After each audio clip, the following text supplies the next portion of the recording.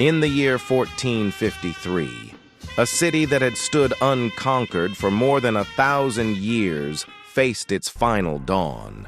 For centuries, armies had come and gone. Kings had tried. Empires had failed. Yet Constantinople still stood. But this time was different. The good news given by our prophet Muhammad is this: one day, Constantinople will certainly be conquered. What a great commander will be the one who conquers it, and what a magnificent army that army will be.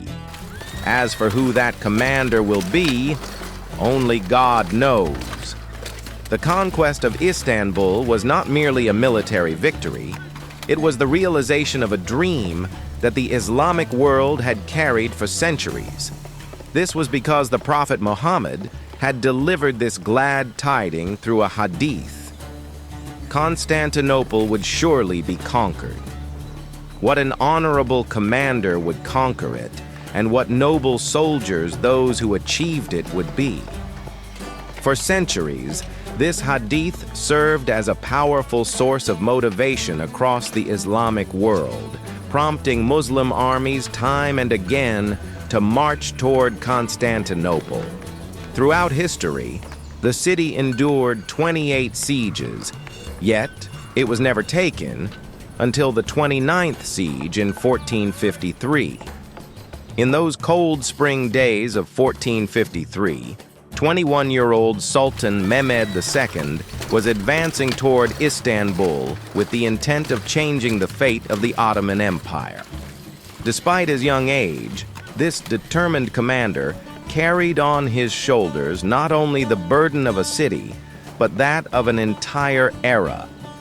Capturing this city, the jewel of the world and the capital of the Eastern Roman Empire, would elevate Ottoman power to its peak and allow the fulfillment of the prophet's prophecy. The Ottoman army consisted of approximately 60,000 to 80,000 soldiers. Supporting this vast and disciplined force was its greatest advantage: the enormous Shahin cannons cast by the Hungarian artillery master Orban. Orban had initially sought to serve Byzantium but was rejected due to financial constraints. Now, the cannons he produced were under the command of Sultan Mehmed II, poised to challenge the mighty walls of Istanbul. Yet this siege was not carried out by massive artillery alone. It was equally shaped by Sultan Mehmed's intelligence, resolve, and strategic vision. Ascending the Ottoman throne briefly at the age of 14, Mehmed was still considered a child. His lack of experience led to his removal from power, a bitter failure that left a deep mark on him. When he reclaimed the throne after the death of his father, Sultan Murad II, it was as though he had sworn never to be displaced again. Either Istanbul would be conquered, or everything would be sacrificed for this cause. Another element that sanctified this struggle was once again the hadith of the Prophet Muhammad. For Muslims, this saying transformed Istanbul into a red apple, a sacred objective destined to be achieved. As the siege approached, Emperor Constantine XI mobilized all available resources to defend Byzantium, whose fate now hung in the balance. His greatest confidence lay in the strength of Constantinople's walls, which had withstood attacks for centuries. This formidable defensive system, having resisted 28 previous assaults, was Byzantium's strongest assurance. Despite support from Venice and Genoa, the city's defenders were extremely limited in number.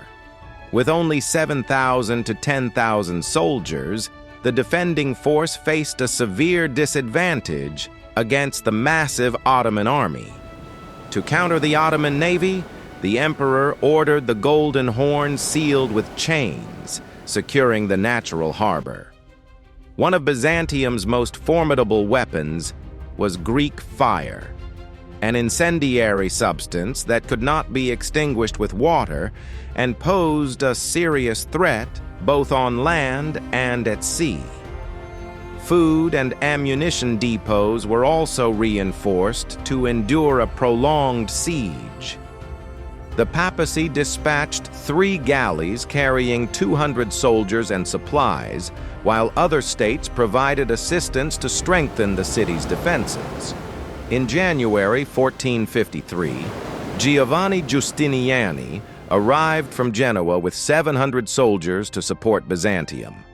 An experienced commander, Giustiniani was appointed commander-in-chief by Emperor Constantine, and his arrival rekindled hope among the defenders. Still, the central question remained: how long could the walls withstand the Ottoman assault? Byzantium relied not only on its engineering marvels, but also on the legacy of a 1,000-year-old empire. Yet standing before it was the Ottoman Empire, the greatest power of its age. And this time, Byzantium's ancient legacy appeared closer than ever to collapse. On April 6, 1453, after securing the surrounding settlements, Sultan Mehmed ordered the siege of Istanbul to begin. In accordance with Islamic tradition, Grand Vizier Mahmud Pasha was sent to Emperor Constantine with an offer to surrender the city peacefully and avoid bloodshed. Emperor Constantine categorically rejected the proposal.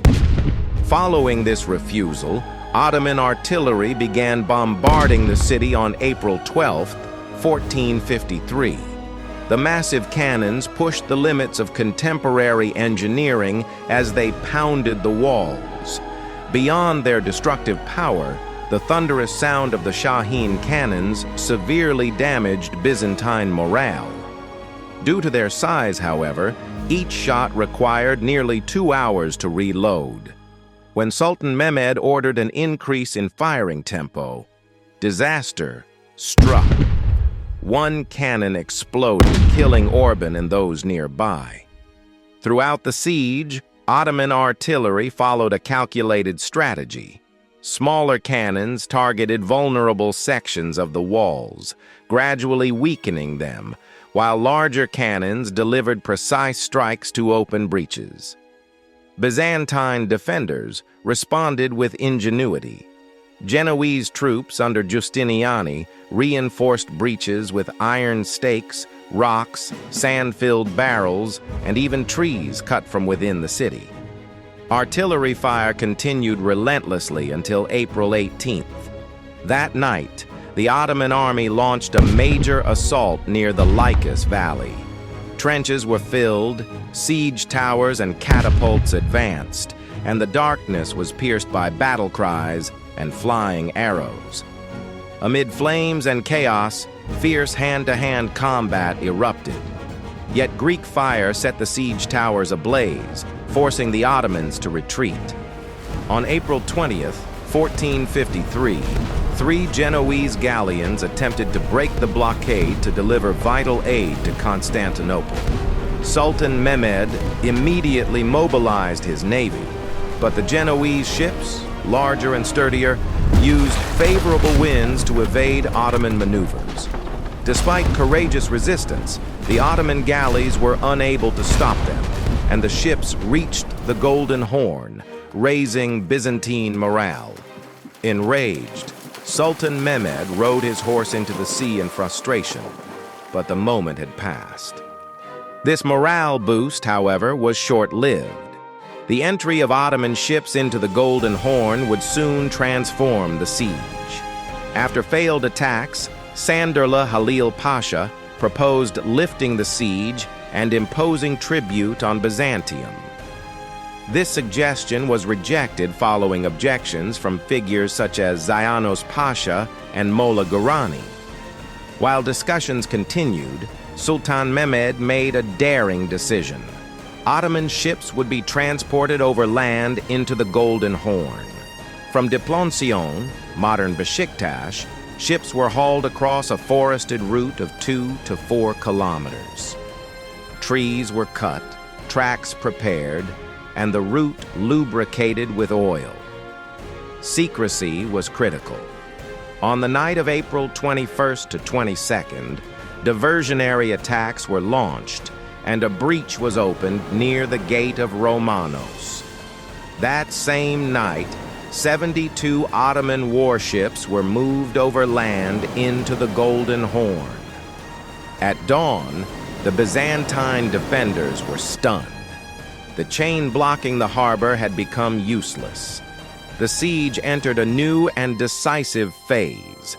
As the confrontation reached its climax, both sides prepared for the final battle.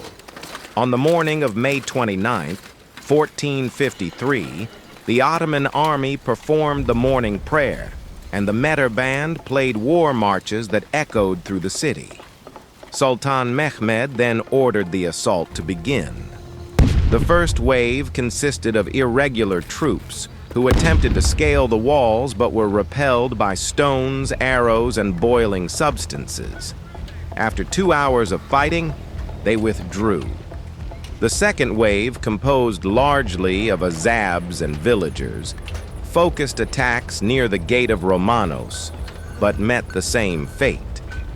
Though exhausted, the Byzantine defenders believed they could still resist. The decisive blow came with the Janissaries. Advancing with discipline and experience, they exploited a massive breach created by artillery fire. Byzantine forces, worn down by earlier fighting, could no longer hold. Ottoman soldiers surged through the opening and took control of the walls. As resistance collapsed, Giustiniani was gravely wounded and withdrawn despite the emperor's pleas. Panic spread through the city. Byzantine soldiers fled through the streets while Venetian and Genoese troops rushed toward the harbor. By noon, Constantinople had fallen. Thus, Constantinople was conquered, and a centuries-old dream was fulfilled. The city would now be known as Istanbul, marking the beginning of a new era in world history. With this victory, Sultan Mehmed II elevated not only the Ottoman Empire but the entire Islamic world, assuming the title Kayseri Rum as heir to Rome's final legacy. In the hearts of the Turkish nation, he would forever be remembered as Fatih Sultan Mehmed,